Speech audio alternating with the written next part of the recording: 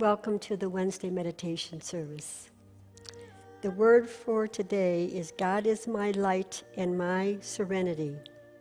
The sun shining brightly in the sky lifts my spirits. I give thanks for the sunlight that gives life, energy, and warmth to the earth. As I enjoy the sunshine, I think of another source of light and energy, the light of God within me. This light has helped me through dark times, guided by wisdom and love. So I'm going to be doing the bowls. These are Tibetan bowls, and they're tuned to your chakras, and they take you into a higher dimension. So if you would like to lay down in a pew and just let these sounds go in and through you and let them take you where you need to go, or you can just sit, if you can just absolutely leave your body and not think about what your body is doing. You just want to be completely one with the sounds and let them just go in and through your chakras, your blood, your flow of life.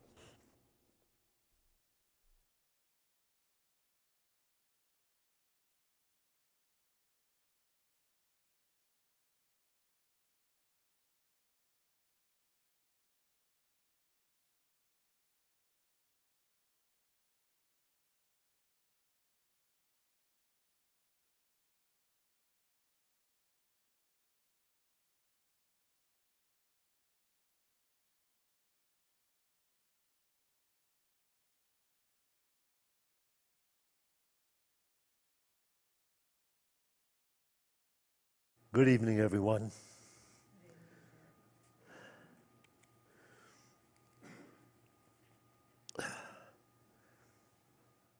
I just returned from a 5-day trip with the family to New York City. And the homeless situation in the city itself is beyond belief. So you get a chance to see every level of life in that big city. It is the melting pot of the world. It is every culture, every nation, every kind of person living in that city. And of course, you have the extremely poor and down and out, and you have the very, very wealthy upper class who live in gorgeous condos in the sky overlooking Central Park or 4th Street Park or some other place And you see the disparity in our lives, the disparity in the financial conditions of people's lives. And there are always organizations talking about that and how we might alleviate some of that. But it would take a change of heart, consciousness in the lives of many. That isn't to say that there aren't very wealthy people that are very generous and giving in many, many areas. And many good things in this world take place because of the generosity of wealthy people. But there's not enough. And so that change may be yet in the future. While I was there, I couldn't help thinking when I saw the different dropped out homeless people, some of them living in a doorway. I mean, living in a doorway, having claimed a doorway.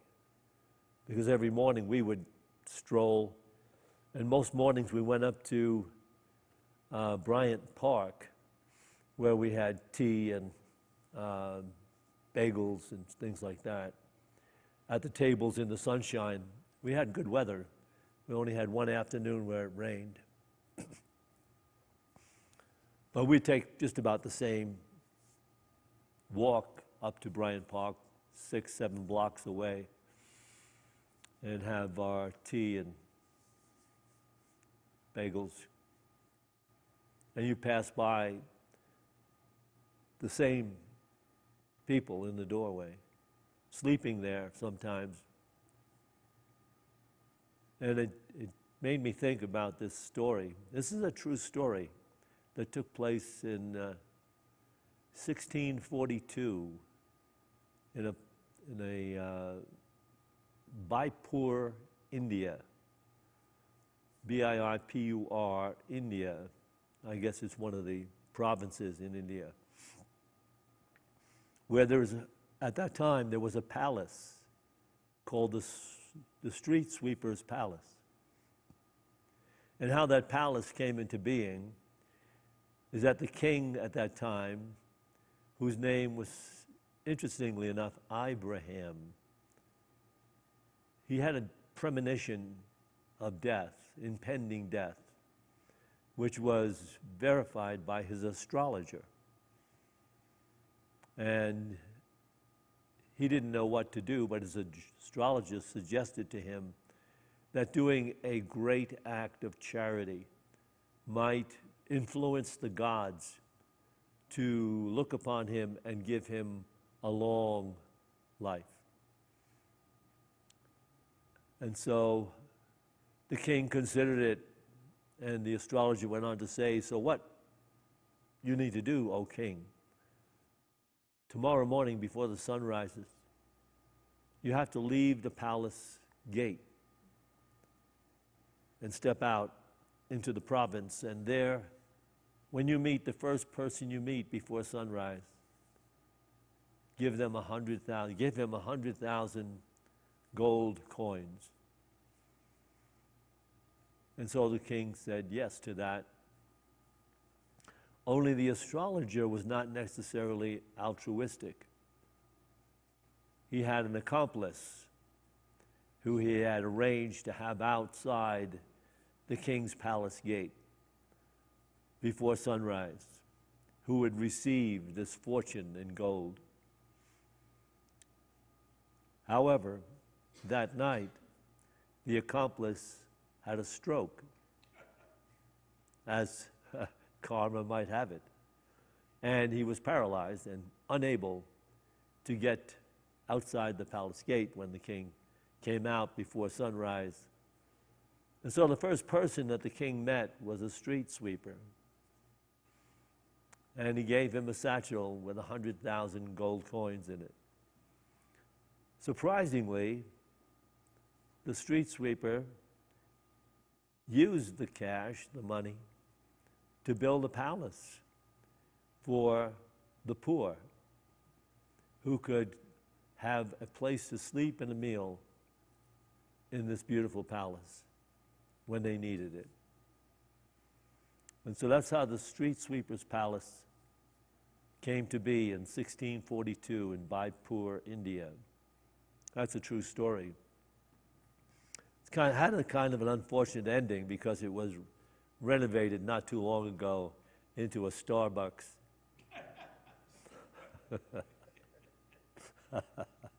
Not true.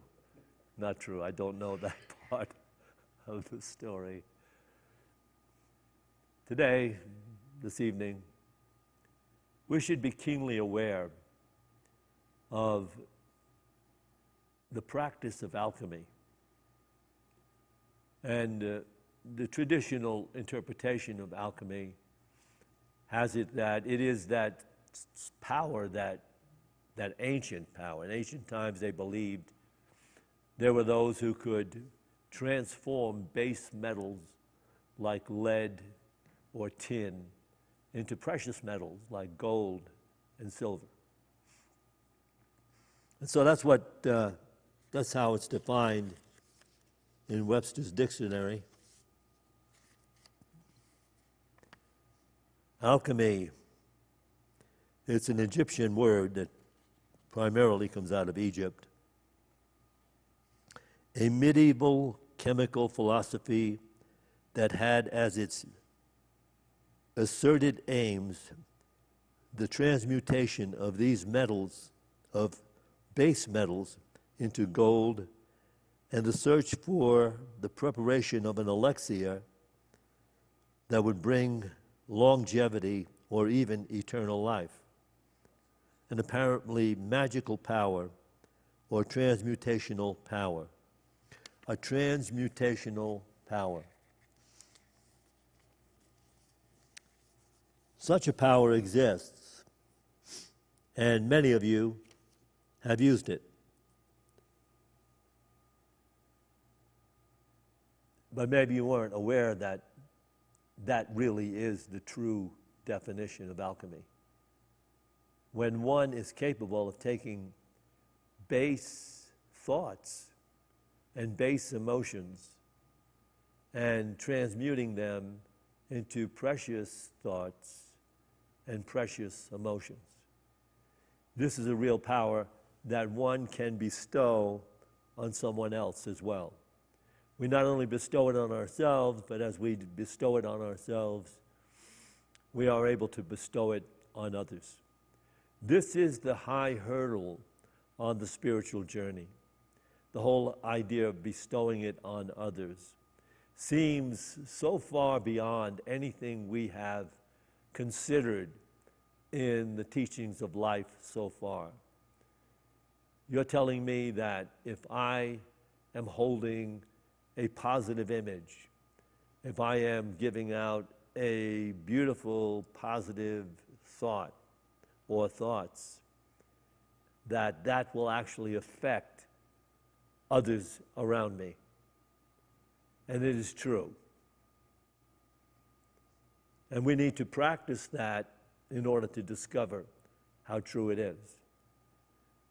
But the thing that keeps people concerned and afraid of that is that they have lived so long in the illusion of separation that they are not want to step beyond that place where they are personally not benefited by what it is they do. Listen to that thought. If so much of what I do is about benefiting my personality, my personal body self, and my personal physical life, when somebody suggests to me that the real miracles lie in one's ability to so hold a beautiful, positive image of themselves in relationship to others, that others themselves pick it up, and nary a word needs to be spoken. So when I say this, what it boils down to is the fact that in order to even start this journey, you need to have faith. Because there's nobody who can prove it to you. I know a lot of people have tried. A lot of people have tried to find the ultimate guru and not have accomplished that. Many have come back to practice the truth as it's being related in unity, and many just throw in the towel on it. Because underneath their pursuit of the truth was always the personal self-interest, which they couldn't shake loose of. And so it never panned out. You see, we were taught in unity early on, and we know that this is kind of a hook. Thoughts held in mind produce after their kind in manifestation. Well, that's a wow to the ego-centered definition of self. Wow, that's for me. My thoughts held in mind produce after their kind in manifestation. That's what I want to be able to do. And of course, it never having been resolved in their own awareness. Now I'll give you the secret key to the alchemy of thought. What would you pay for it if you knew somebody's going to hand you the key to life?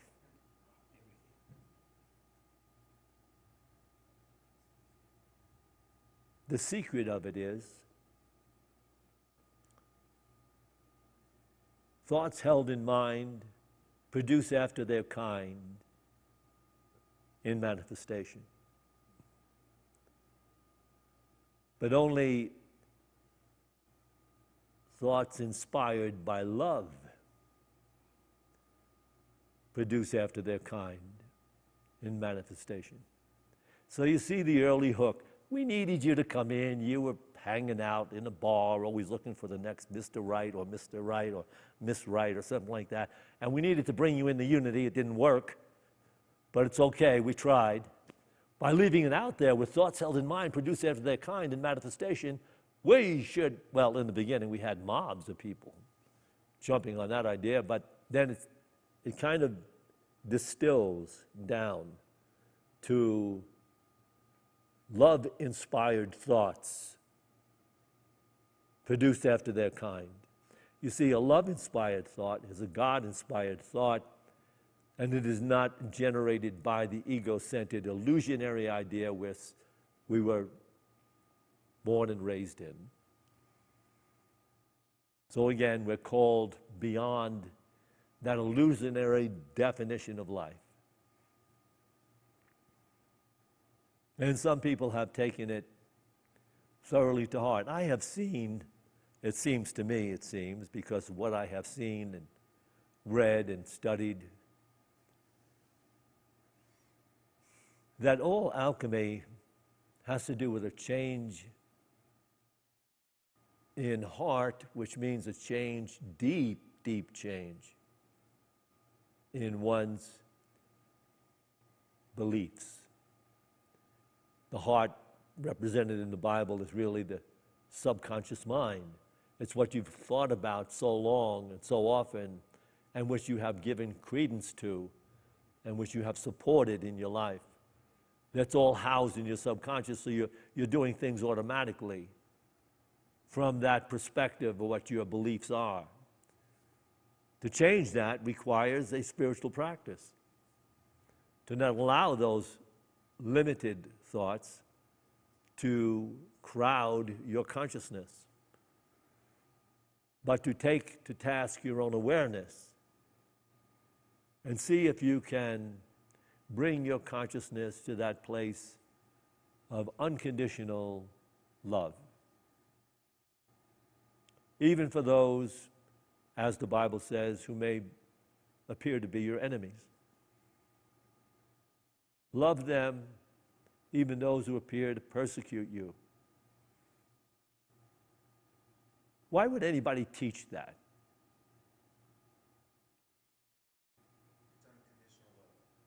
It's unconditional love, but why? Why would the masters down through the ages all seem to come to the same realization?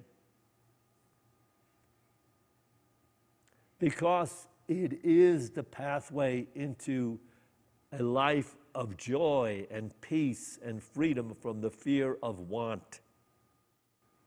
The fear of want comes from the ego-centered definition of self. And it prevails in the consciousness of those who think they need to keep striving and manipulating and struggling against the limitations of the world, which don't seem to have their personal self-interests at heart. And yet, the only way to be free is to enter into your own divine relationship with love, which is God. Love-inspired thoughts produce after their kind in manifestation.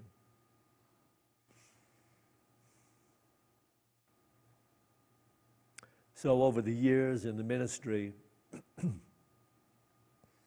I've seen interesting things take place. I mean, once you get on this path and you're awake to what is happening in the lives of the people that you're sharing life with, you see some extraordinary things happen. And I have seen miracles. I've seen miracles of healing. I've seen cancer healed. I've seen people with, who are pronounced to die this week leave their hospital bed after talking to them, which comes down to deep in their subconscious mind. I'll give you just one quick example of an individual whose family called me in. He was told by the medical society he's not going to live more than a couple of weeks. I went in to his bedside and talked to him, but he was somewhat incoherent. At least everybody around him thought he was incoherent, but what he was saying was, I'm a zero. I have nothing that anybody wants. I'm just zero. And they're all higher than that. Everything around me is higher than that.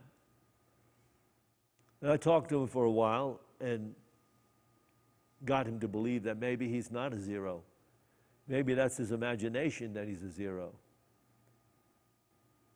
This guy had his heart was in such bad shape, and the stuff, not the stuff, the veins and arteries around it were in such bad shape that a heart transplant wasn't even in sight for him. And that man, a week and a half after I had talked to him that he was greater than he keeps making himself to be, was released from the hospital to go home with his family and stayed with them and got better and better and better as long as he was on the phone to me every single day. And then when he was up and around, he would come to see me personally and help me reaffirm, establish the fact that he was not a zero. And he was now clear in his head and his mind and his life, but he couldn't let go of the fact that he thought I was the instrument of his healing. I kept trying to convince him of the fact that it was only what he believed about himself that created the problem in the first place, and the reason why he's walking around today is because he gave up that belief. Back in those days, we used to take the entire family for a month's vacation. That's when the kids were very young. We'd go out, camp around in the different areas. Wherever we find ourselves going, we would camp. And we'd spend a month away from the church altogether. And it was in that summer, that month we took off, that this man died. Because I couldn't be there. There were no cell phones at the time, so he couldn't reach me. But if you wanted a demonstration of the power of belief, that was one clear demonstration of the power of belief. But I think it is beyond that. because the demonstrations of which I have seen so many of have to do with a change in heart, a willingness to accept this truth that is so promulgated by the Course in Miracles, that we are all one. And we are being called to get there in these ways.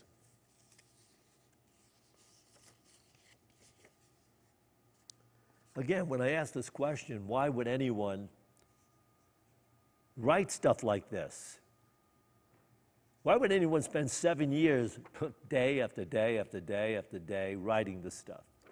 Notes for self. It was fulfilling. Is that what you said? No, well, notes for self. It's That's Andre back there. I'm going to give you a premonition right now. Andre is going to become a Unity minister. Watch what happens when that happens, okay? Thank you, Andre, but that's really clear. I'll read this anyway. This is from A Course in Miracles text, page 162. In the new edition, it's on page 174. But you can read this kind of thing on any page in the Course in Miracles text. If your brothers and sisters are part of you, will you accept them? Only they can teach you what you are, for your learning is the result of what you taught them. What you call upon in them, you call upon in yourself. And as you call upon it in them, it becomes real to you. God has but one Son, knowing them all as one. Only God himself is more than they are, but they are not less than he is. Would you know what this means? If what you do to my brother or my sister you do to me, and if you do everything for yourself, because we are part of you, everything we do belongs to you as well. This is a hard one for people to get in touch with. I'll explain it to you. When we step out of the door or out of bed every morning, we step into our projected perceptions that are filtered through our subconscious mind. That's all we do. You're not an objective observer. If you become an objective observer, you'll be enlightened. But until you become an objective observer, you have to be aware of the fact that everything you look upon is a projection that is filtered through your years of beliefs in your subconscious mind. So it takes a spiritual practice to catch yourself when you're holding negative emotions and negative thoughts about anyone, because they're going to begin to appear that way to you, and you're going to have corroboration to your perceptions. Though they are not reality, for you, they are reality. And when you step out of that bed into your life, into the people around you, where you live, into the neighborhood where you live, you carry your perceptions with you. And so if you want there to be a change in the way people respond to you, and conditions respond to you, and even animals respond to you. If you want to change that, you have to make a change, deep change, in your being, in your heart of hearts. And that's the high hurdle on the spiritual journey. Lots of people come. In fact, you don't have a better title in the world on any book than A Course in Miracles. If you wanted to sell a book, you should have called it A Course in Miracles. It's a great title. And it's very meaningful, and people jump into it. We have the Course in Miracles classes, and people can't get enough to get in there. And then in 4 or 5 weeks, sometimes 8 or 9, it has dwindled down to 1/3 of the number of people that were in there. Why? It's spiritual work. It means you're not just hanging out. It means you're not still locked up in the illusionary definition of your life being first and foremost in every situation. It means just that. And when people get there and say, oh, no, I don't know. I didn't think it was going to be like this. I mean, Course in Miracles. What we should do, and I'm going to do this next time we do a Course in Miracles class. When people leave and they drop out, we send them a little wand with a star at the end of it. A magic wand in the mail to them as a consolation prize for blowing off the most important thing in their entire life. Okay, I'm being a little cynical here. I'll read you something else from one of the masters of masters.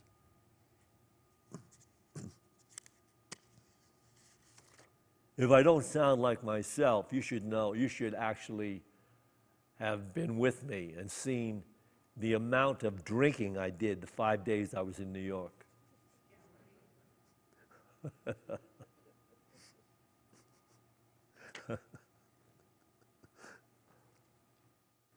This is from Master Eckhart Tolle.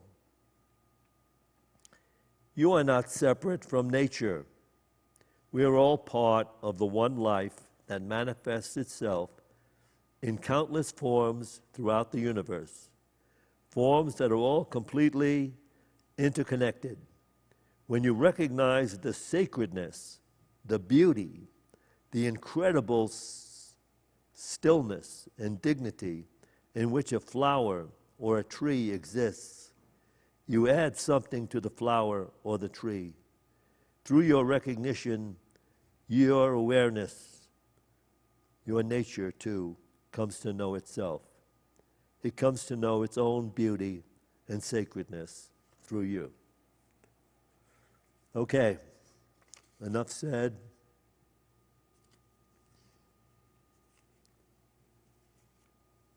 We're going to do some meditation, and in preparation for that, we'll just listen to some really beautiful music for a couple of minutes, and then I'm going to come in with a few thoughts to give the mind focus.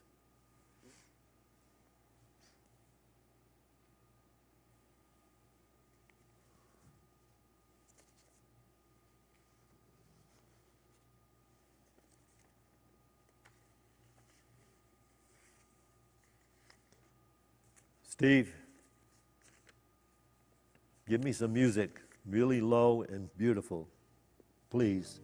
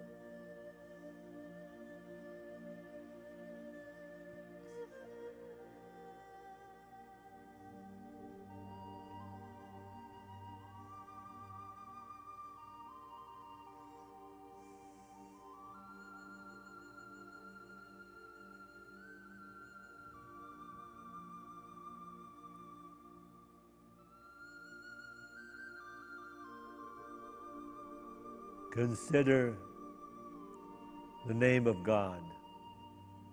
I am that I am. I am they. I am he. I am you. I am she. Everything you think of me. Everything you do to me. Be still and know that I am God.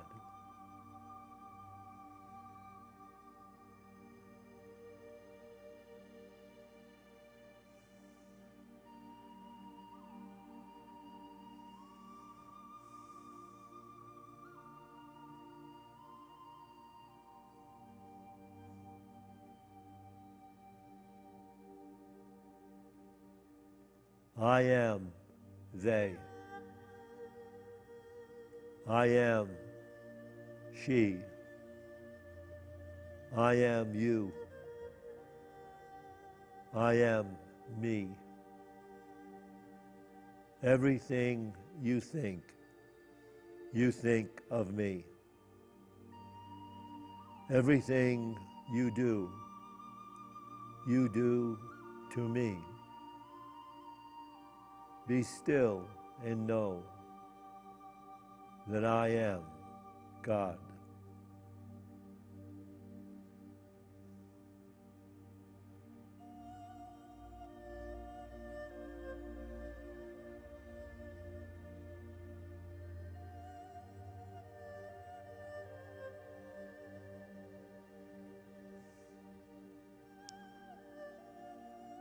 I am they. I am he. I am you. I am she.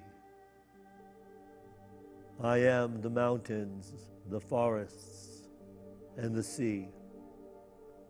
I am the stars, the deserts. I am the creatures all. I am everything, and everything proceeds from love. I am in you, you are in me. I am the love that will make you free. Be still and know that I am the all.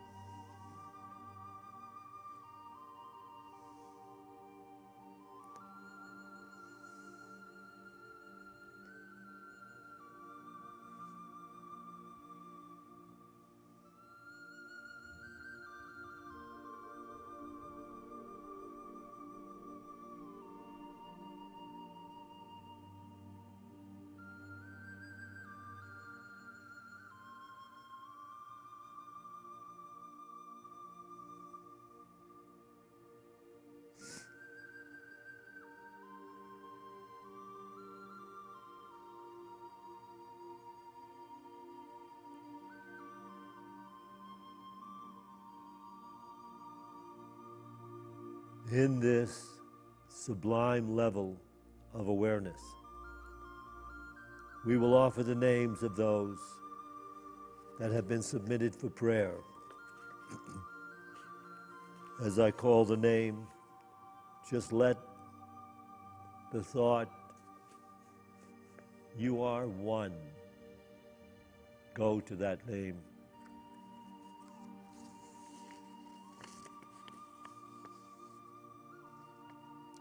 Maureen Kennedy, Madeline Arshak, Anita, Siowan Park, Zolita Grant, Francois Netter, Tom Cannon, Dan Spahn, Sue Petra and Eris Hollingshead, Lisa Temple, Brandon, Heather, Mick Hearn, Jay and Mona, Companionship,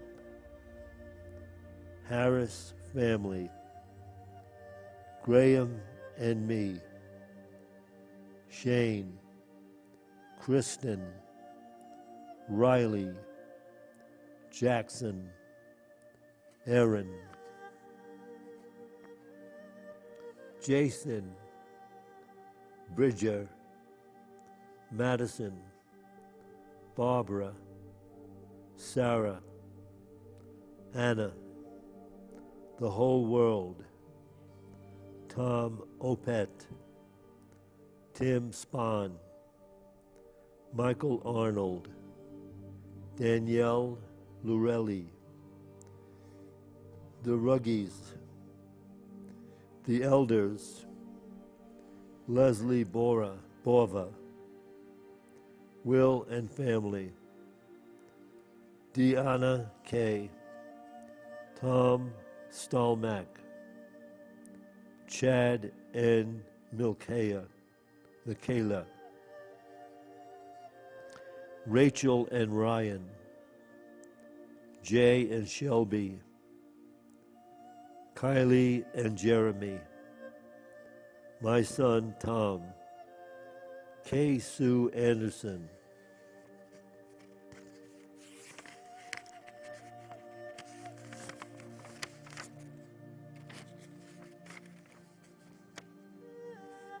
John Garza, Paula Schaefer, Tracy Morell, Julia Bertram, Brett Hearn, Tony Bertram,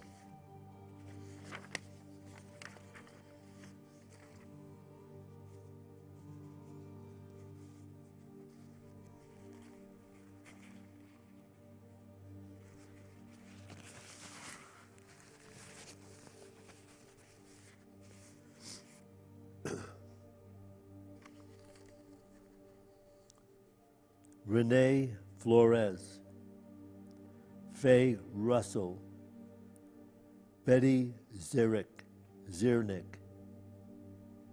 Jessica Zierek, Wanda Tierney, Cheryl Tierney, Roger Petrie, Nathan Noble, Leland Noble and family, Richard Weirman and family, Derek and Scott Weirman, Amy Bright, Barney Dale Smith, Sue H., Celia, Tom, Kay, George Greenier, Brian Reynolds, Catherine Okoe, Megan Williams and family, Freedom, RFK Jr., Owen, Chrissy, Claudia Harris, Nicole Nutt, Patrice Notorio and grandson, Erica and Steve, Marnie, Jolene, Mark Marigon, Solita Grant, Scott Fletcher, Dan Spahn, Diane Spahn, Sandy Spahn, Tate Martell, Daniela Ingmack, TLC, Jay and Shelby, Roger, Rachel and Ryan, Isabel and Pete, Tom and Judy Stelmack, Kat, Alyssa Miles, Doug.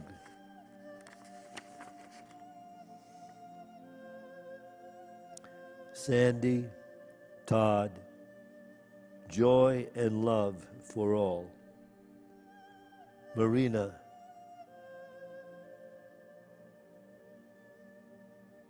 Nayara, Kim, Mary, and Terry.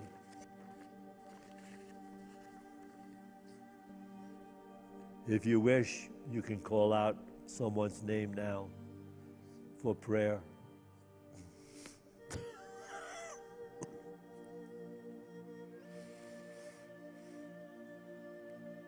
D. Matthew and family, S. Casey and family, S. Daniel and family, Steve,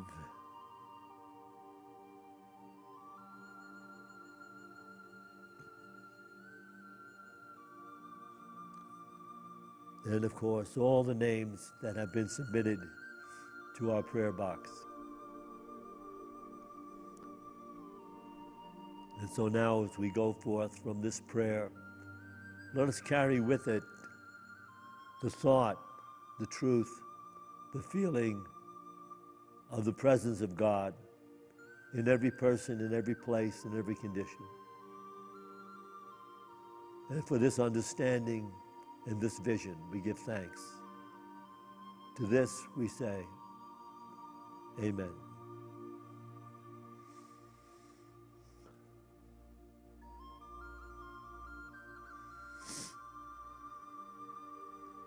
We will take an offering for unity now.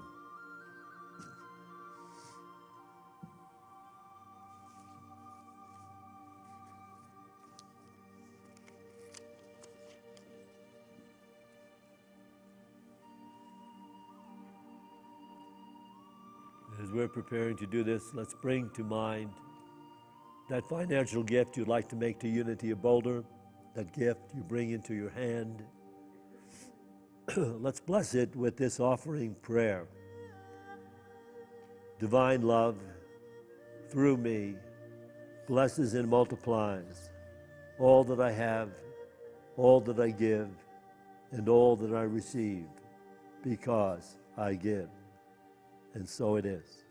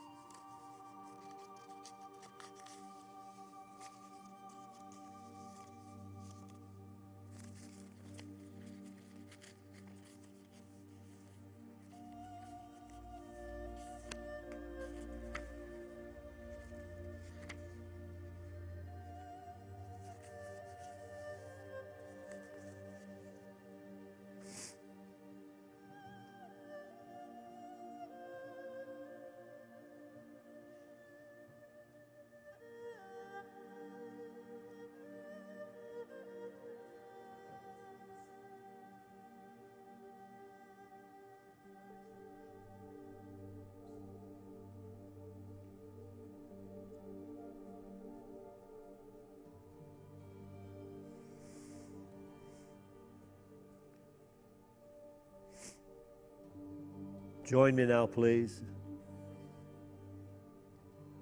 We dedicate this tithe to the will and the work of the Spirit of truth and to the victory of the Spirit of truth.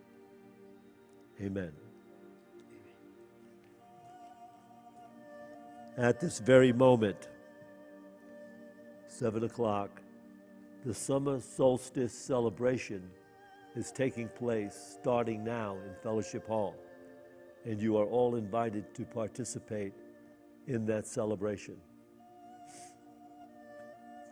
So, to those of you that would rather stay and just have a cookie, you can go through these doors to your left into the fellowship, into the bookstore. To everyone, good night.